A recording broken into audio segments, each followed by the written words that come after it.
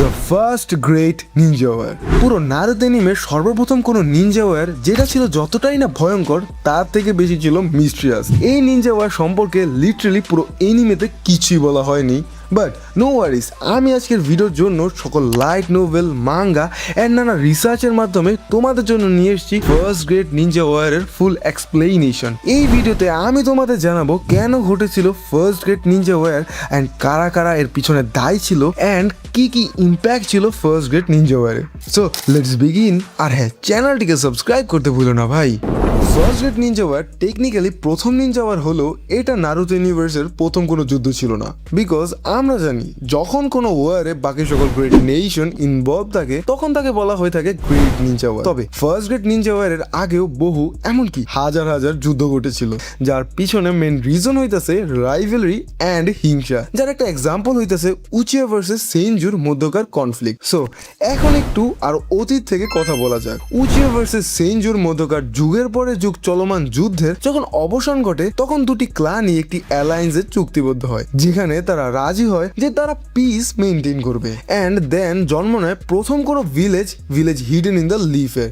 R land of ফায়ারের feudal লর্ডের সাথে হাত মিলিয়ে তৈরি হয় first great nation Konoha. Konoha সৃষ্টির পরে ধীরে ধীরে অন্য ক্লানগুলো কোনোহাতে জয়েন করতে থাকে, অ্যান্ড যার ফলে কোনোহার মধ্যকার সকল সিভিল ওয়ারগুলো ধীরে ধীরে কমে যায় অ্যান্ড একটা পর্যায়ে ট্রু পিস ইস্টাবলিশ হয়ে যায়। এই সফলতা দেখে অন্যান্য সকল ফিউডাল লর্ডস গুলো তাদের নিজেদের গ্রেট ভিলেজ তৈরি করতে থাকে, অ্যান্ড আমরা পেয়ে যাই নারুতো অ্যানিমের ওয়ার্ল্ড ম্যাপ। এখন কথা বলা যাক কেন শুরু হয়েছিল first great ninja war. Indirectly বললে ফার্স্ট গ্রেট নিনজা ওয়ার শুরু হয়েছিল মেইনলি ল্যান্ড, ওয়েলথ অ্যান্ড অর্থনৈতিক দাপটের জন্য, যেখানে সকল নেশন গুলো একে অপরের সাথে জমি নিয়ে দ্বন্দ্ব থেকেই শুরু হয় এই নিনজা ওয়ারটি। তবে আমি যদি ডিরেক্টলি বলি যে ফার্স্ট গ্রেট নিনজা ওয়ারের পেছনে মেইন রিজন কার, তাহলে অবভিয়াসলি তা হইতেছে কোনোহা।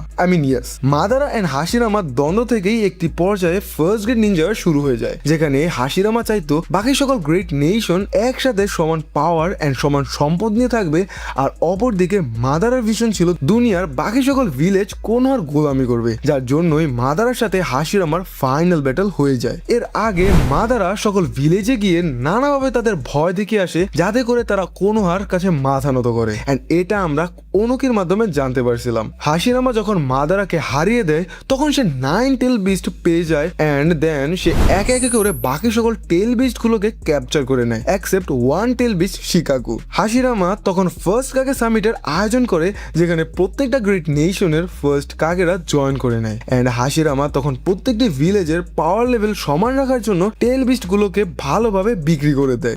হ্যাঁ, ফ্রিতে দেয়নি, বিক্রি করে দিছিল। যেহেতু স্যান্ড ভিলেজের কাছে আগে থেকে 1 টেল বিস্ট শিকাগু ছিল, তাই ফার্স্ট কাজে কাগে একটু ভিন্ন কিছু দাবি করে বসে।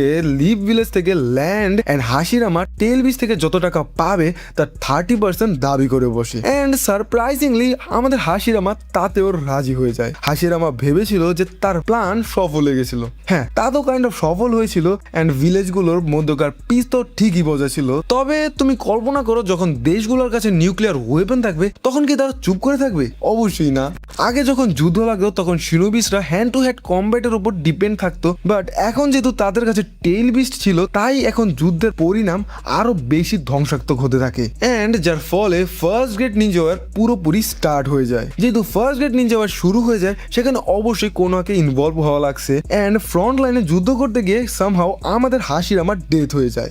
এটা নিয়ে অনেক যুক্তি আছে যে হাশিরামার ন্যাচারাল মৃত্যু হয়েছে, বাট সেটা সম্পূর্ণই ভুল, বিকজ আমরা যখন দেখেছিলাম হাশিরামার রিনকার্নেট হয়েছিল তখন কিন্তু সে স্বাভাবিক বয়সেই ছিল, এন্ড সে ওয়ারের ড্রেস অবস্থায় ছিল, এন্ড তার ভেস্টের একটা সাইডে আমরা ক্র্যাক দেখতে পাইছিলাম, তাই অবশ্যই অ্যাজাম করা যায় যে তার যুদ্ধ অবস্থায় মৃত্যু ঘটছে। So first great ninja war এতটাই দীর্ঘস্থায়ী ছিল যে বাকি সকল ভিলেজের ফার্স্ট কাগে ধরো ডেথ হয়ে যায় বা তারা রিটায়ার করে নেয় এক্সেপ্ট ফার্স্ট কাজে কাগে, এন্ড প্রত্যেকটি ভিলেজ তাদের সেকেন্ড জেনারেশন কাগেতে শিফট হয়ে যায়, এন্ড যার সুবাদে তোবিরামা সেকেন্ড হোকাগে হয়ে কোনোহার দায়িত্ব পেয়ে যায়। আর তার মৃত্যুর সাথে সাথেই ফার্স্ট গ্রেট নিনজা ওয়ারের দ্য এন্ড ঘটে। এখন কথা হইতেছে কি এমন ঘটেছিল যে তার মৃত্যুর কারণেই একটা যুদ্ধ থেমে গিয়েছিল।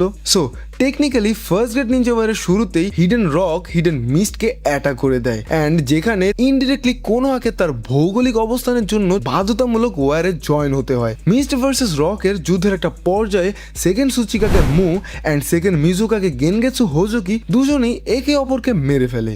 তখন তোবিরামা তার ভাইয়ের আইডিওলজি ফলো করে সেকেন্ড রাইকাগের সাথে একটি শান্তি চুক্তিতে স্বাক্ষর করতে চায়, বাট আনফর্চুনেটলি সেখানে তাদের মিটিংয়ে সিলভার ব্রাদার্স গেনকাকু অ্যান্ড কেনকাকু ব্রাদার্সরা অ্যাটাক করে দেয় অ্যান্ড সেকেন্ড রাইকাগাকে তারা মেরে ফেলে। যেখান থেকে তোবিরামা স্কিপ করার চেষ্টা করে তার টিমের সাথে। কেনকাকু অ্যান্ড গেনকাকু ছিল হিডেন স্টোন ভিলেজের রোগ নিনজা অ্যান্ড তার মানে আমরা জানতে পারলাম যে এই ওয়ারে রোগ নিনজারাও ইনভলভ ছিল। সো তোবিরামা ফুলি স্কিপ করতে পারেনি অ্যান্ড সে নিজেকে স্যাক্রিফাইস করে তার টিমকে বাঁচিয়ে দেয় অ্যান্ড হিরুজেন সারুতোবিকে থার্ড হুকাকে হিসেবে সিলেক্ট করে নেয়। তোবিরামার মৃত্যুর পরে হিরুজেন থার্ড রাইকাগের সাথে মিলে শান্তি চুক্তিতে আবার পুনরায় স্বাক্ষর করে অ্যান্ড যার ফলে ফার্স্ট গ্রেড নিনজা ওয়ার পুরোপুরি শেষ হয়ে যায়। ফার্স্ট গ্রেড নিনজা ওয়ার শেষ হয়ে গেছিল তো ঠিকই, বাট এটার ইম্প্যাক্টের কথা বললে এটার ইম্প্যাক্ট সবচেয়ে বেশি ভয়াবহ ছিল। ফার্স্ট অফ অল এই নিনজা ওয়ারের কারণে প্রত্যেকটা ভিলেজের নানা সিস্টেমেটিক চেঞ্জ আমরা লক্ষ্য করতে পারছিলাম অ্যান্ড ভিলেজগুলো একে অপরের প্রতি আরও বেশি হেট্রেড সৃষ্টি হয়ে যায় অ্যান্ড যার ফলে আমরা সেকেন্ড অ্যান্ড থার্ড এমনকি ফোর্থ গ্রেড নিনজা ওয়ার পর্যন্ত দেখে ফেলেছিলাম। অ্যান্ড তাছাড়াও এই নিনজা ওয়ার এতটাই দীর্ঘস্থায়ী ছিল যে প্রত্যেকটা ভিলেজের ফার্স্ট অ্যান্ড সেকেন্ড কাকে জেনারেশন অলমোস্ট মরে গেছিল। সো এই ছিল আজকের ভিডিও। তো তোমার কাছে কি মনে হয় ফার্স্ট গ্রেড নিনজা ওয়ারটা কতটাই ভয়াবহ ছিল, অ্যান্ড তোমাদের second grade ninja war explanation লাগবে কিনা সেটাও কমেন্টে জানাও।